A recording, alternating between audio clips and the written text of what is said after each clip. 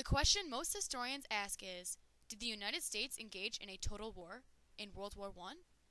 The soldiers contributed to many of the war efforts by fighting for their country, thus engaging America in a total war, because of the following reasons presented in our digital story.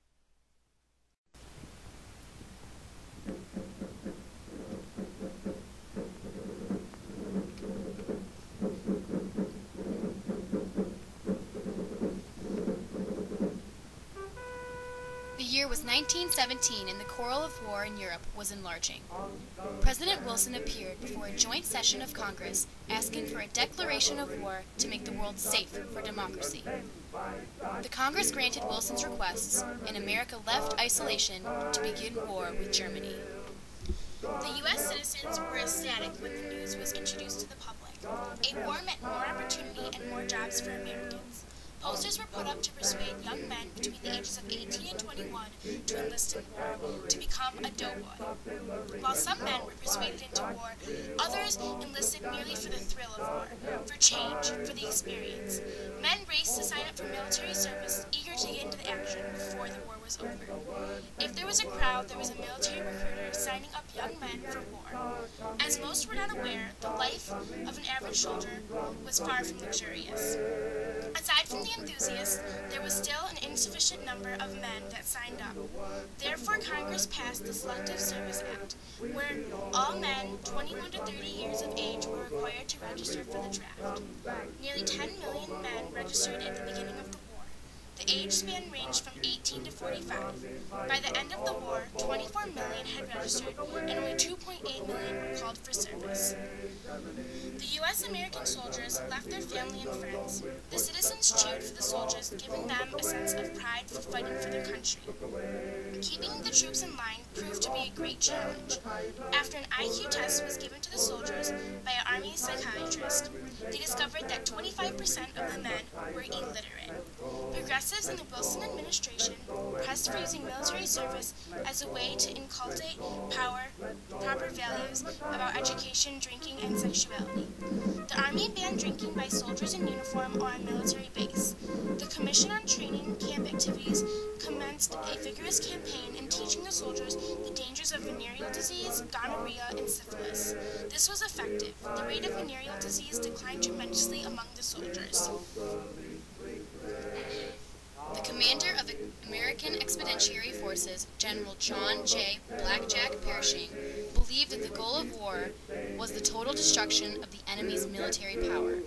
He expressed contempt for the strategy of trench warfare that both sides employed. But the use on both sides of the battlefields of machine guns and long-range artillery made the trenches necessary. By all reports, life in these trenches was grim. Cold, wet, lousy, dirty, and steeped in boredom and sleeplessness. It was surely not the glorious duty many enthusiastic recruits expected. The men suffered greatly from diseases from living in trenches. Trench foot, trench mouth, and more gruesome diseases spread amongst the soldiers, making their lives harder and more stressful in addition to the stresses of war. When the soldiers were not being shelled, they passed the time by playing cards, looking at stars, writing home, and using their creative abilities to create art. In an excerpt from Edward Luckert's letter home: Dearest, be awfully careful of Brownie now. For me, yes, and rid her entirely of that cold. And please, dearest, how are you otherwise? Well and happy, I hope and pray. Please do be happy, just as happy as possible. And think heaps of that day, which is soon coming, when the war will be over, and we will be together once more. Won't we be happy then? You, dear, there and a million more too. Bye, dearest girlie. Heaps of love from your husband, Ed. By September 1918, American reinforcements poured into France at the rate of 250,000 a month, and the AEF took control of 200 miles of the Meuse-Argonne offensive line. In 7 weeks of fighting, in perpetual rain and deep mud, the U.S. Army used more ammunition than the North had used in 4 years during the Civil War. Under this onslaught, the Germans soon began to fall back. More than 5,200,000 American troops many of whom were sent into the fighting with a minimum of training, died in battle. 200,000 sustained combat wounds.